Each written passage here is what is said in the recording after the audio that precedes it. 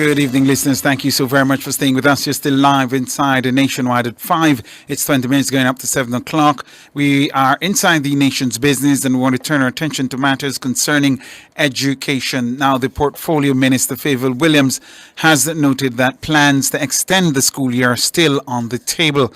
Speaking with Nationwide News earlier this week, she expressed that consultations with stakeholders like parents and the Jamaica Teachers Association, JTA, are critical. That would have to be in agreement with the Jamaica Teachers Association as to exactly what that would look like, if that is possible. So we would have to have consultations, which, those are significant conversations. Well, haven't they indicated already, Minister, that they're not into that with you? We'll keep the conversation open, Mr. Hughes, as to exactly what it is that we can do, what additionally we can do. Minister of Education, Favour Williams, she said extending the school year would benefit students who have suffered learning loss due to COVID-19 and the lack of contact hours. She also said that considerations are being made to amend the education regulations to allow for the extension of the school year. There is regulations that we would have to change to make that possible. I have had discussion, not in depth just yet, with the president of the JTA, but this is something that we really kind of need to sit down and look at each other across the table and make those arguments. Because there's also another parallel process that's going on with regards to changing the number of days in the school year. There is a formal process looking at the regulations. The voice there of Favour Williams, the country's education minister. In the meantime, the president of the Jamaica Teachers Association, JTA, that's Jasford Gabriel, says teachers are against any plans to extend the school year. To discuss this position and other matters concerning education, we're now being joined by the JTA boss himself, Jasford Gabriel. Mr. Gabriel, good evening and welcome. Good evening, Tyrone. Good evening, Cliff, and your listeners. Good to be on your program again. Good evening, Mr. President. Right. Yes. First of all, Mr. President, I want to begin with, do you accept, does your organization accept that we are in an extraordinary moment where national life and in particular education is concerned in the country? We have never had a pandemic for 100 years. Our students are losing a lot of contact hours. Some are even at greater disadvantage. And that we have a looming crisis in education as it is in the rest of the country. Do you accept that? Absolutely. We have communicated that. We can appreciate that. So we are on the same page as far as all right. So walk with me. So if we're at one with that, then would you also accept logically that what we have been doing for the last 50, 60, 100 years, we cannot do that at least for the next year or two? We have to make some changes. Depends on exactly what it is you're talking about. Let me be very specific. Yeah. Like, for example, the summer months that teachers and the stakeholders would get their usual summer break. We need to make greater use of the summer months. We need to consider, for example, how we extend the school year. We now do an average of 190 days per year. Can we bump that up to 200 and consider how we do so, how we compensate teachers? My turn? Yes. So we have maintained and continue to maintain our position in terms of strictly against any extension of the school year to meet these kind of objectives. Like I've said before, we can appreciate the crisis that we are in education. But the truth is, I get quite worried when I hear some of the plans that are being laid out. And over time, we have made some missteps in the pandemic. And I think if we are not careful, we are on the verge of seeking to make another one, because it's speaking to me in terms of a lack of understanding also of the experience of our stakeholders, not only teachers, students, and parents through the pandemic. And further, the fact that what is required now is deep strategic planning that is necessary to address the learning loss. It cannot be that the first thing that comes to mind, like you have said, is what we have been thinking of all the time over the last 56 years. Just do some more class, just because there is a public outcry for that. All of a sudden, everybody is now an expert in education. If you give me a minute, Cliff, I was looking on Finland just the other day. 20 years ago, Finland was at the bottom of the pile as far as education is concerned. Today, they are at the top. Some of the realities, you can look at it for yourself. They do little or no homework. They understand that playtime and leisure critical for mental health and wellness. They operate on a principle that more is less. The brain needs relaxation. They have the shortest school days and school year in the Western Hemisphere. They don't have anything about best school. They have equality right across the system. They don't have any standardized tests where you rush to teach a curriculum because you have to meet an objective at the end for people to say they pass a test. What they do is look at the skills and competencies needed for the 21st century and for their economy, and they build their system around that. And we now are seeking to move almost in the reverse, because if you're not careful, we're looking at a knee-jerk reaction. Well, hold on, Mr. Gabriel. When you make an example or cite Finland as an example, you're not doing justice to all realities here. Tell me more. For example, Finland, a very advanced country, very well-developed social capital, infrastructure. They don't have the digital divide. They don't have the level of poverty, not only in terms of resources, but also human resources. Their parents, yes, are almost 100% engaged. The home environment in Finland is not in the shambolic state that our home environment is in. You know better than I do that for too many of our children, the only meaningful, conducive environment for building values, such as reading, doing your homework, is when they get to school. Yeah, so Cliff, I have to suggest what I've seen for years.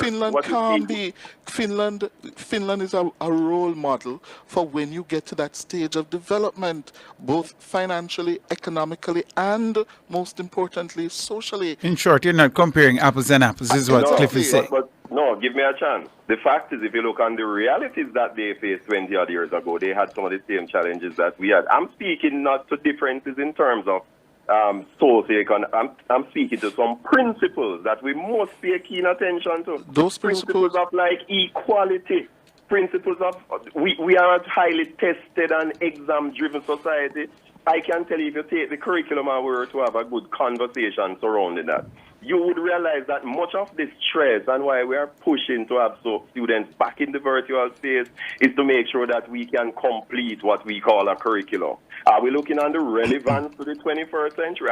Shouldn't the conversation now be strategic in terms of let us look at how best we approach this learning loss so that the students coming out of this can be better prepared in terms of the 21st century skills that are required? And so we're speaking to some principles here. What are the strategies that you would put forward from the JTA? All right, so the strategy, let me tell you why we are against it, and then it would kind of explain in terms of the strategies that we have.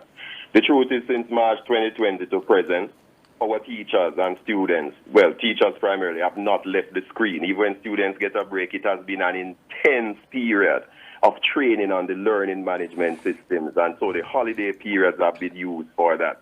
We keep making the point that more can be less, because if you don't get our teachers refreshed and ready to start the challenges of the new school year, we are going to be experiencing diminishing returns and burnout. One of the pandemics, listen to the mental health experts, we are facing a mental health pandemic right now. Have we done as an education system an assessment in terms of the mental health status of our students and teachers and the issue of burnout? The truth is, the 120,000 that we speak of that are not so, I'm wondering who it is, because I keep making the point that Where is the evidence to support that, though, Mr. Which one? President? Which about one? the mental burnout of teachers? Where's But the I'm evidence to support that? But I get the calls every day, Cliff. Our teachers are getting glasses. They are getting health backaches, eye aches, because, and I'm putting some substance to this, because the American Academy of Pediatrics make the point that 3 to 4 hours maximum is the screen time required that adults should be spending in front of a screen as per teachers. They make the point that what are some of the effects of extended screen hours over time? There's a close link between excessive screen hours and depression. It retards mental alertness and development. It increases the risk of mental health. And all teachers are doing how many hours per day? Cliff, 7 and more, up to 12.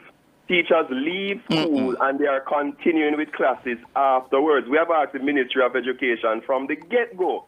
At the same time when we were talking about the issues with PEP and saying you cannot run an exam in March, we are nowhere near that. We are saying please regulate screen hours like other countries are doing to preserve the mental health, alertness and wellness of our students and teachers.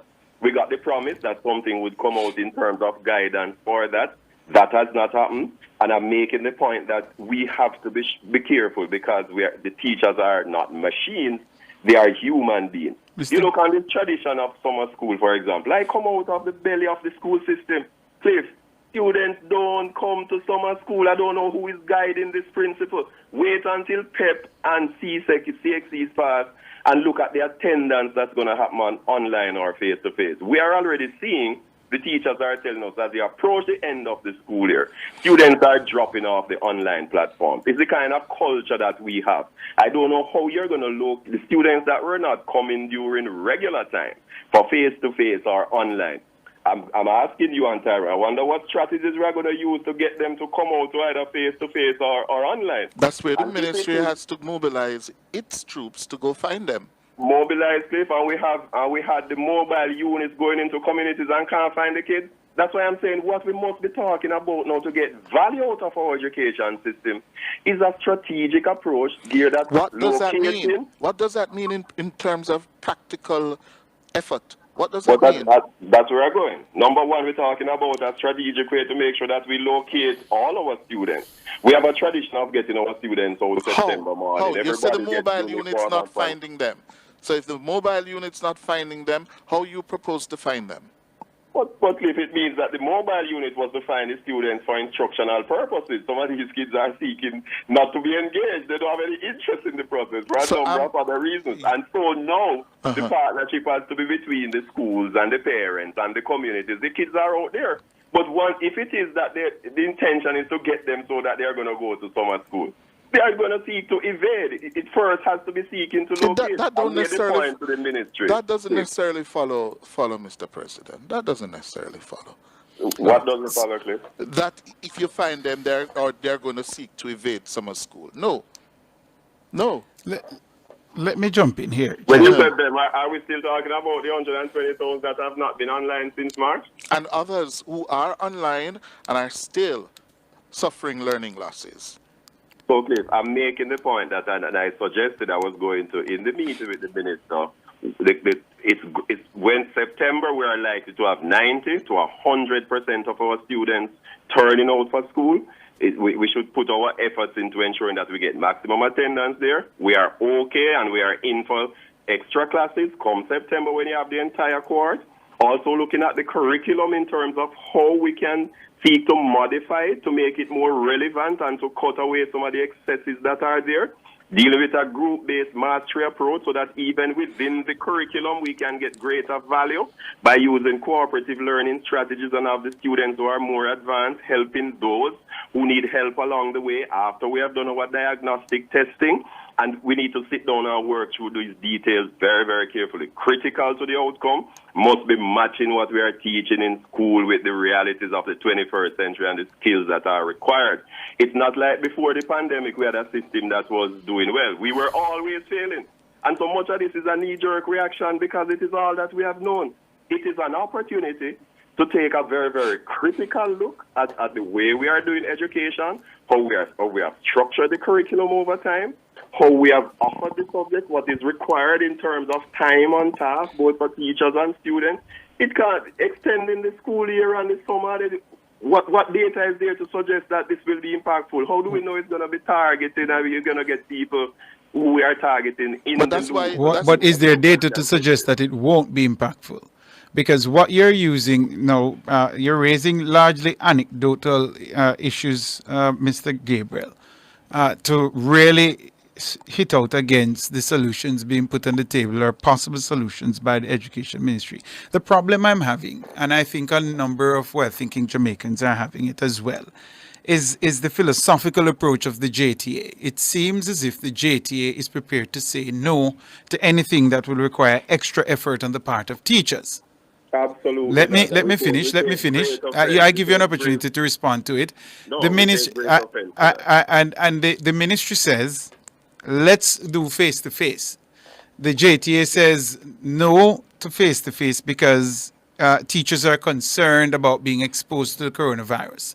The ministry says let's extend the school year.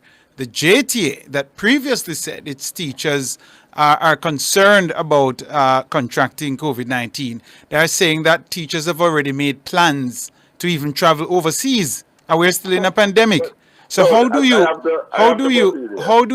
those two things came from you, Mr. Gabriel. No, but give me a chance. The truth is you are picking examples to suit the narrative and your conversation. And if I am to be brutally honest, much of the guidance that has come out of the media has not helped us in terms of our education system through the pandemic.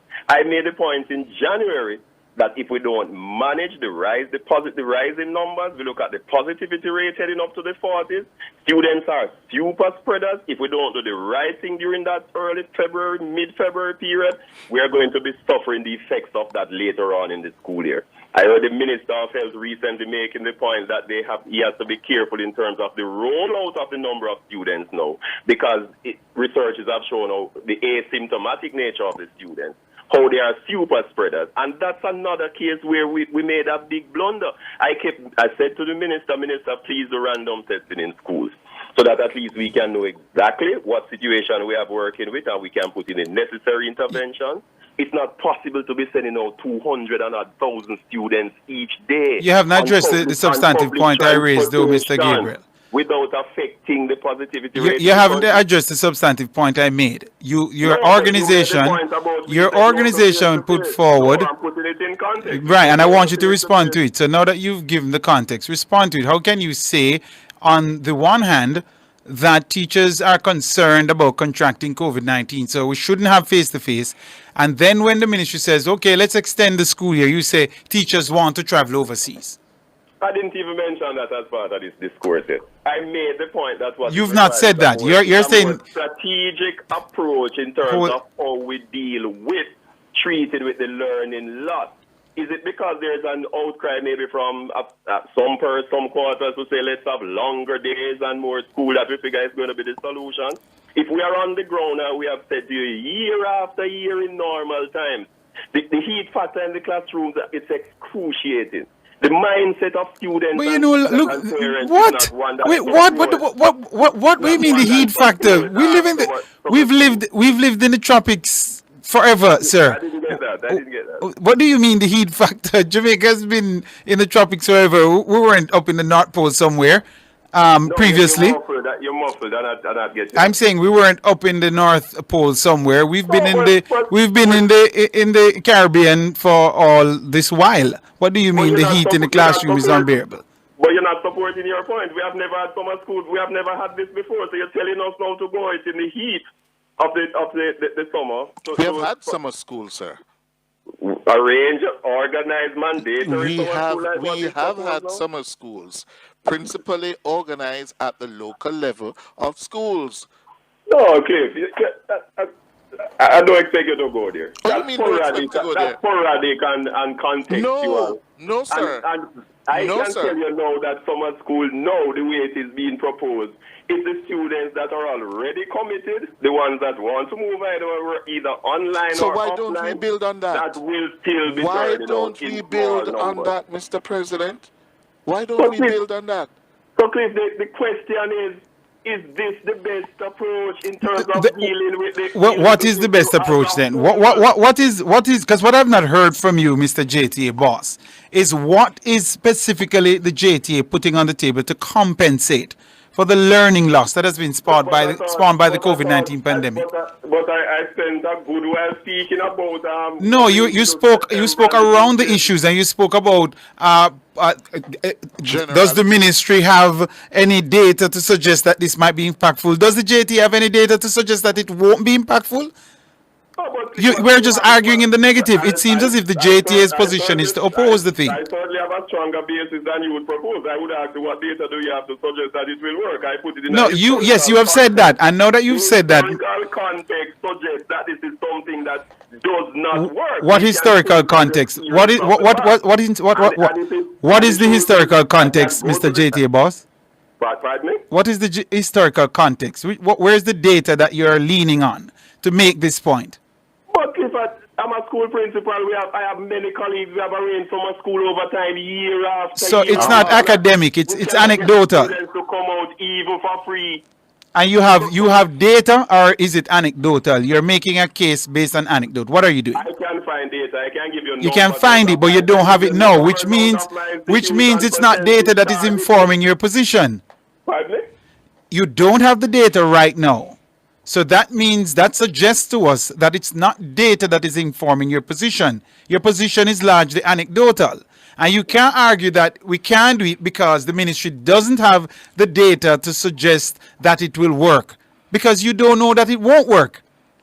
But the truth is, if you look, you're picking at one issue in terms of data as well. So even if I were to accept that point, I'm putting it in a bigger context in terms of what has worked in other jurisdictions. We mentioned the screen hours. We mentioned looking at the curriculum. We mentioned deep strategic planning. We have not even heard yet who are the people that will be targeted. Is it all subject areas?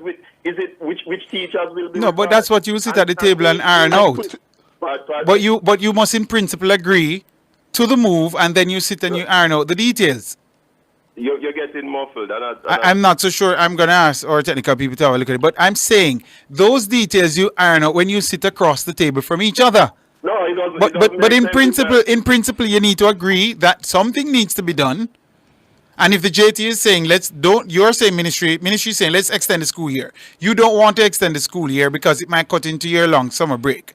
Right? You don't want to do summer school. I made the point that what data do you have to suggest extending the school year will make a positive difference? What data do you have? And we can do this ad nauseum because you don't have any data to suggest that it won't help.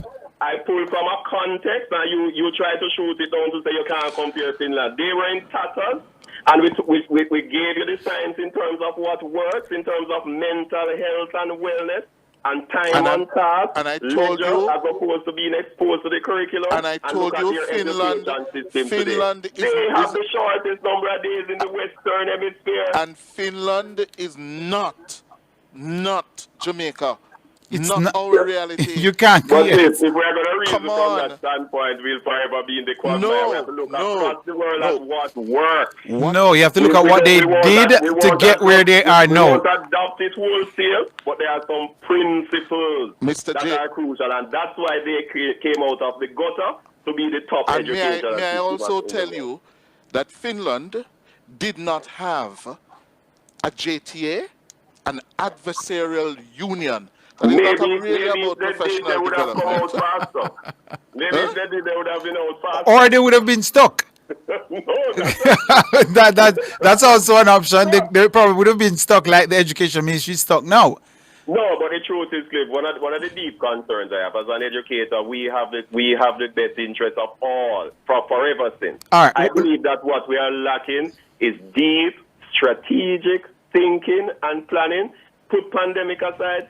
Pre-pandemic, we have had a failing education system. And if we continue to do the same thing over and over, we're going to get the same results. Mr. President, hold on, Cliff. Before you enter that, Cliff, we found a bite with Mr. Gabriel responding to the suggestion that the school year should be extended. Here's Mr. Gabriel himself. Definitely. We have said multiple times, and the position has not changed. And in fact, a number of our teachers would have made arrangements to get a break, some of them overseas. And we have made the point that we believe that thorough and diligent planning needs to be done for the new school year so that we can have a proper system rolled out to begin to treat with the learning loss. We are not averse to extra lessons come September, but certainly it needs time to properly determine the strategies that we are going to be using. So I believe it will be something that is counterproductive, and certainly in our profession, time is needed for persons to recover. Well, Mr. Gabriel, Yes. there you go. There you go. The trade union leader,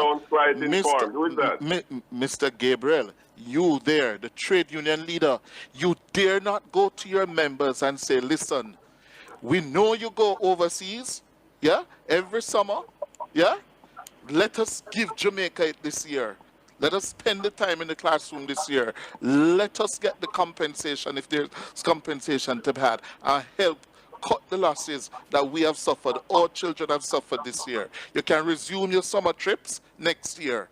You dare not say that, because they will kill you. No, that would be against my own better judgment and experience, because I want maximum returns out of all teachers come September. Refreshed mind, body, and spirit. Refresh, and they're going overseas. Going overseas that's to part work. of the ledger. That's part of the ledger, and break from the monotony. So they're not concerned about contracting COVID-19 now?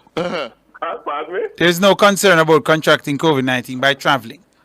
But our teachers know exactly what to do. So why they don't do that in the classroom when it was being put forward? We had no problem when it was time for face-to-face. Sir, didn't the JTA oppose face-to-face? And we were sending out persons when the positivity rate was almost 40%, and now we are paying a serious... No, didn't you in principle oppose face-to-face? I'm not getting that. Listen, the reality is that I'm the hearing you clearly, Cliff. I'm not hearing that. The reality is that the JTA has long ceased to be a partner in the development of this country's education system. It looks for its 24,000 members and their pay packets.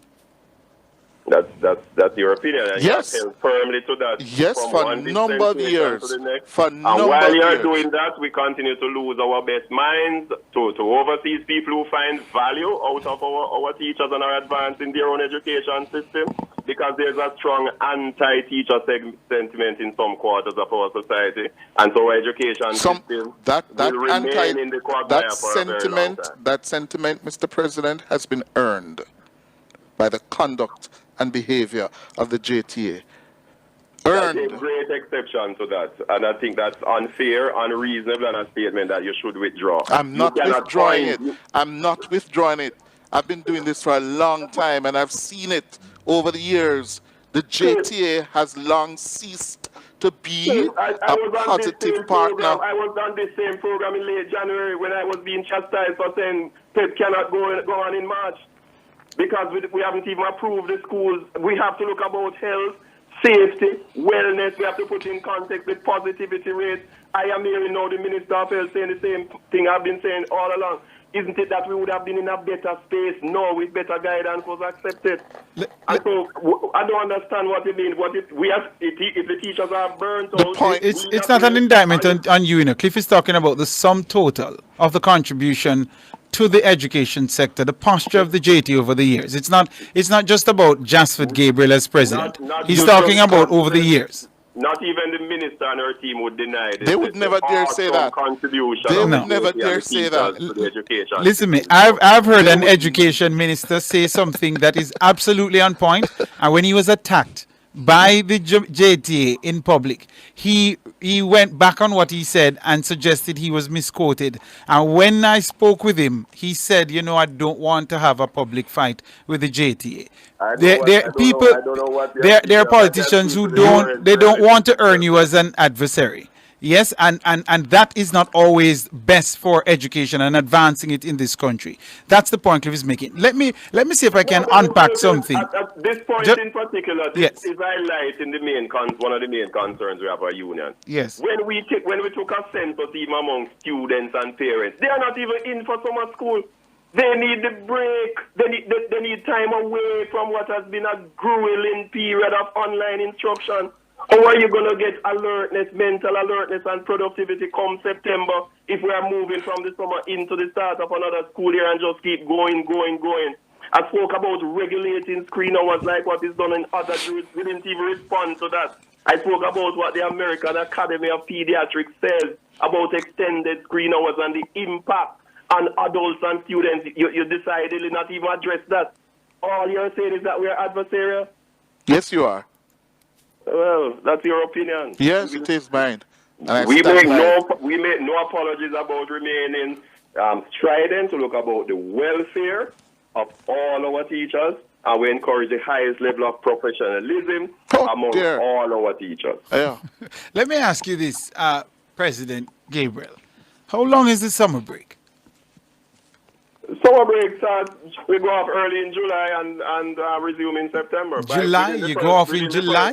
Within the first last 2 weeks of October, we begin back to school activities, meetings, and so on. You go off in July and not June? It's July. July. All right, so July, so all of July. And then when do you go back? Meetings within the first third week of August going into September. So basically the break is about 8 weeks. Yes, no, not so many. 6 to 8, 6 weeks.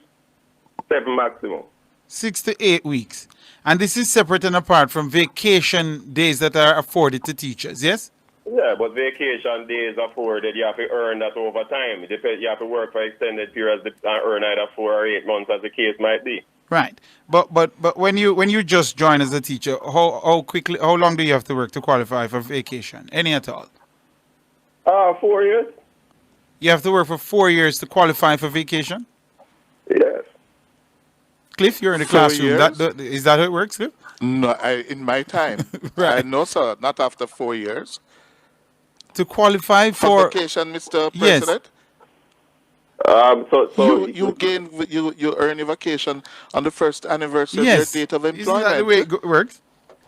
No, you accumulate your vacation over time. What happens Yes, in but the you profession begin- is that you have 4 months, you have 8 months. And so the standard ones are 4 months and 8 months, which you have to accumulate over time. Apart from that, you have your casual days that you take as you go through the year. And so, and that is done on a quota basis as well. You cannot have more than, say, 10% of your staff going off at any one time. What has happened in recent times is that has even been cut. So we're not even getting 10% of the staff going off at any one time. And so you have persons that have been working and have leave that has been accumulated. One of the issues we are having now is for teachers to be paid for it because they're qualified for 8 months, have not gotten their leave, and so we now have to be lobbying for them to get payment in lieu of leave.